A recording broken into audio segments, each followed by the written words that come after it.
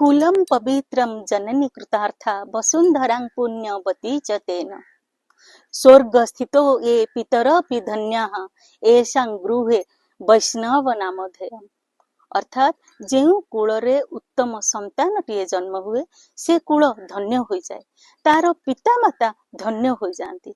आ वसुंधरा अर्थात पृथ्वी मध्य एभली संतान को पाई निजको पुण्यवती मन करिथाए।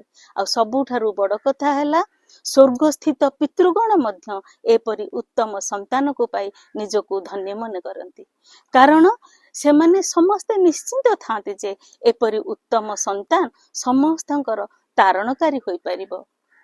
आउ प्रश्न उठे आजी काली जुगरे एमिति संतान संभव कि? आज्ञा हाँ संभव। से बुद्धंक परी आत्मा, से परम पूज्य गुरुदेवंक परी आत्मा, से स्वामी विवेकानंदंकर परी आत्मा आज मध्य संभव केवल जेनेटिक इंजीनियरिंग द्वारा। 2001 मसीहार सार्लाक यूनिवर्सिटी जर्मन रो 2 जन वैज्ञानिक रिक एंड वाल्टन को गवेषणा अनुसार पितामाता गर्भधारण बहु वर्ष पूर्वर निज भावी संतान जेनेटिक इंजीनियर हो पारि थांती।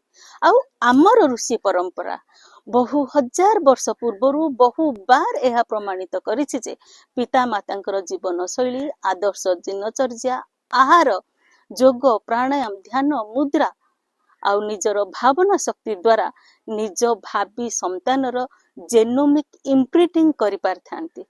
फलरे सेमाने भी निजको जेनेटिक इंजीनियर बोली कहि पारि थांती।